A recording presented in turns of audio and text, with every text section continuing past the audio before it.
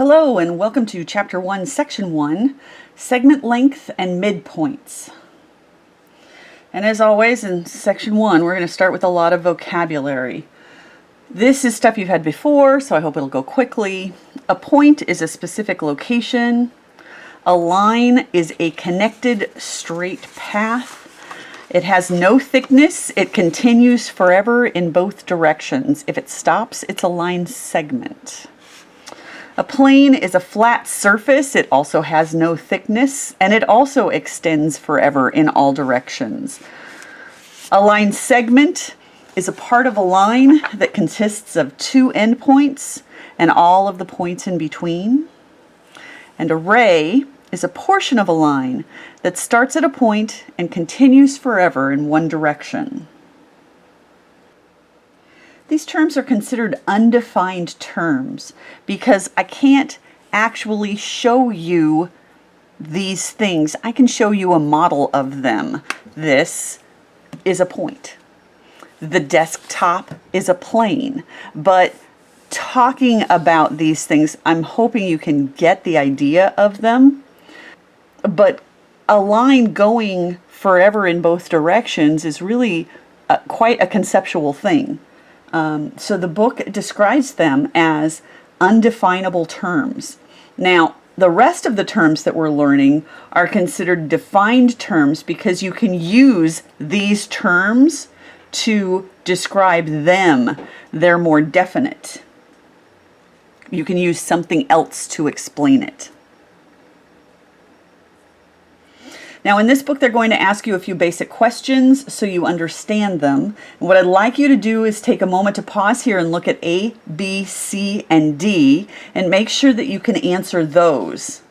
Then I'm going to ask you to actually answer numbers 1, 2, and 3. And we'll go over the answers when you're done.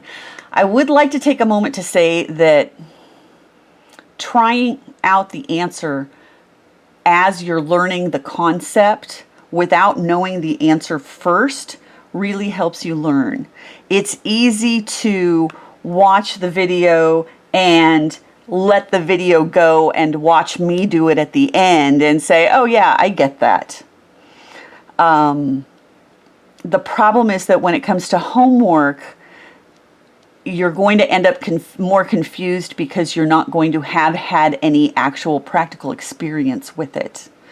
This book does a lot of questions as you go through the lesson, which makes the video probably twice as long as algebra videos. However, you're not going to get 60 problems for homework.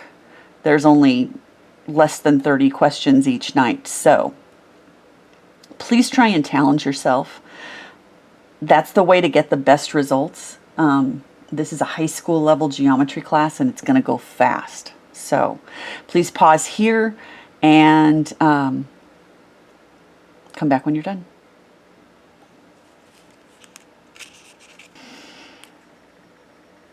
Number 1 is no. They have different endpoints and they go in opposite directions. Number 2 is no, but textbooks tend to go alphabetically. And number 3, the 4 points are all on the same line. Please mark this if you have any questions and make sure to ask me tomorrow in class.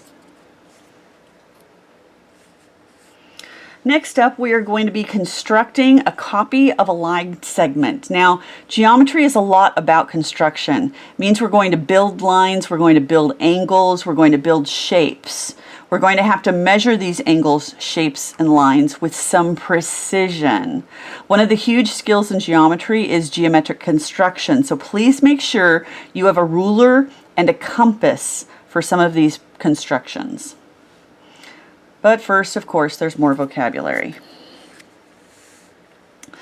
Coplanar are points that lie on the same plane. Co is together, plane is a flat surface. So any 3 points that are not in the same line are considered coplanar. Parallel lines are lines on the same plane that don't intersect. They never cross. They are always going in exactly the same direction. Collinear means points on the same line. A postulate is a statement that is accepted as true without proof. And we're going to be looking at some postulates today. Our postulates are a lot like the properties that you learned about for one day every school year. But we're going to go into a whole bunch of them this year. So this is called the segment addition postulate.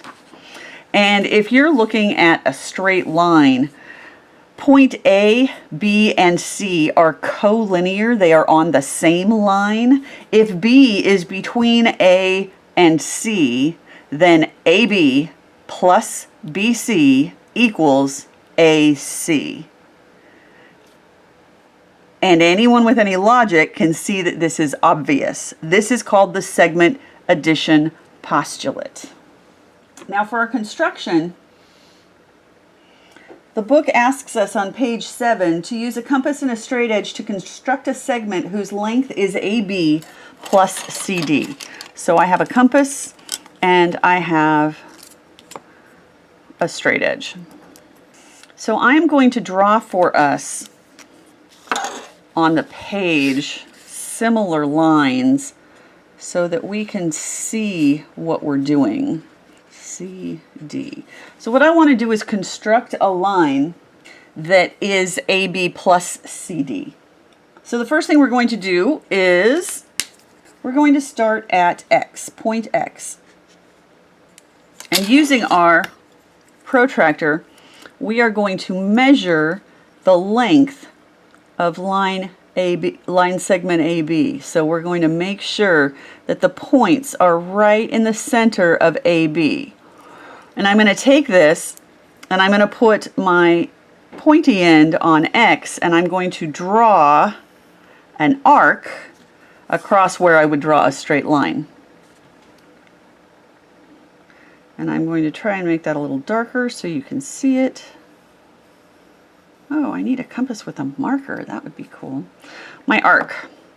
I'm using a straight edge. I'm going to draw a straight line from point X off in some direction.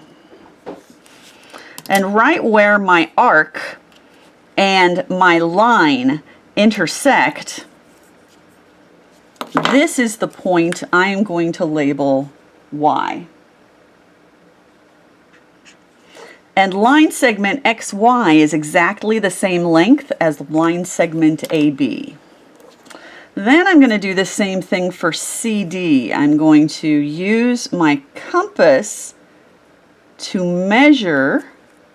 I'm going to stick my pointy end right on Y, and I'm going to make myself another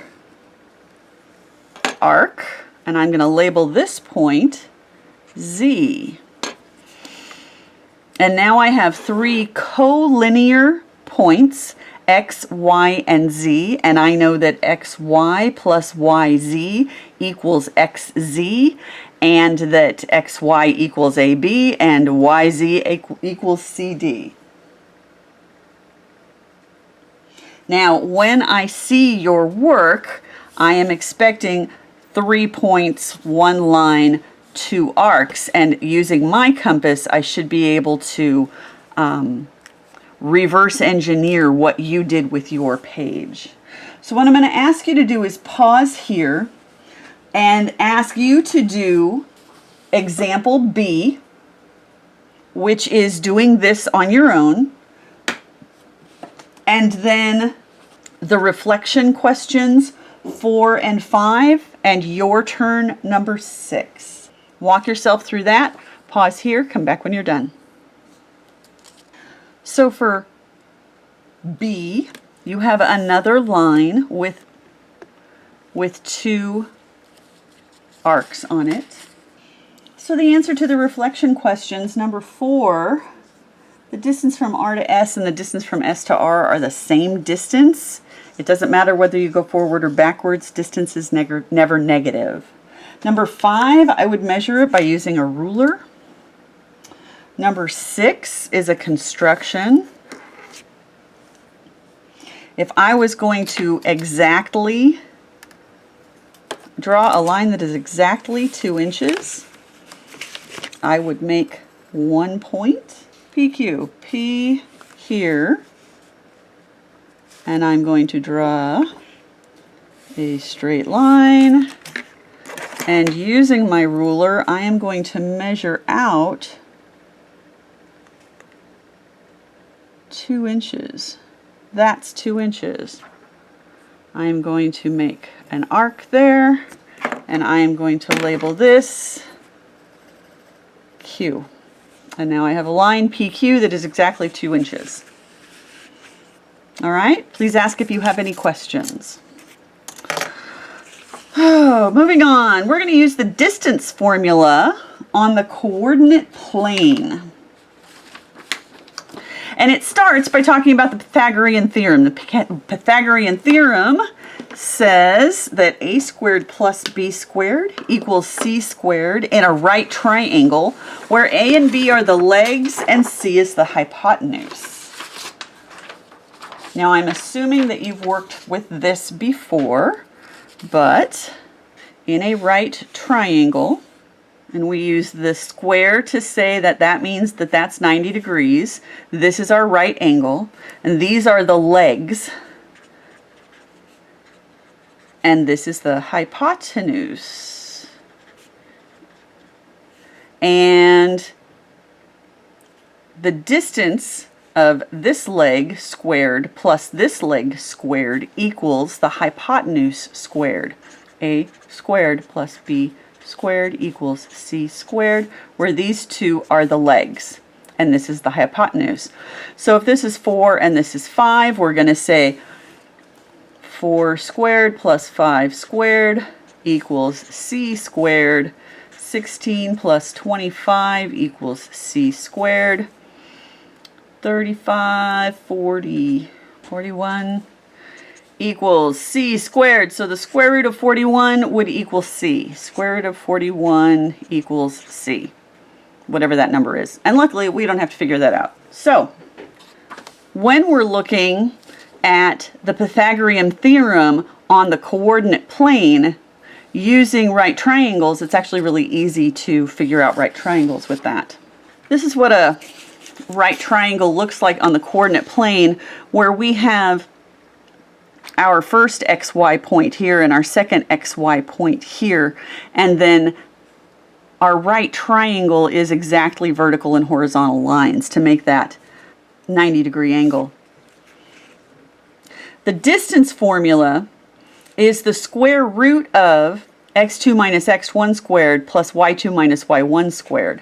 So if you don't know the length of A and B, you just know this much.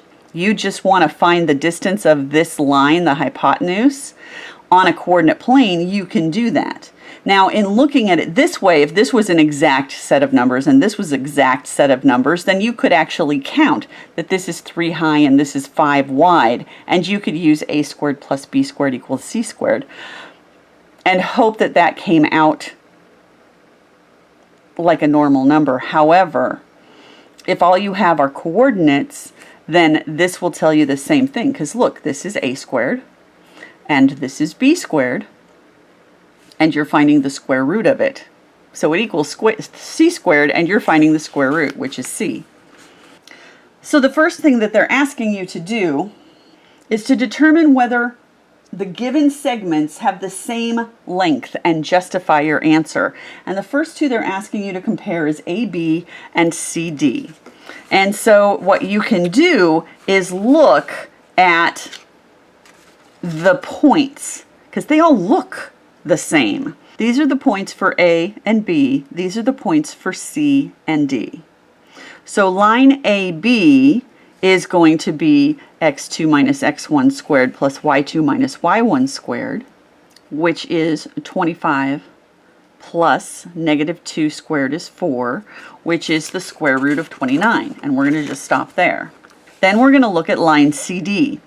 And here we have x2 minus x1 squared and y2 minus y1 squared.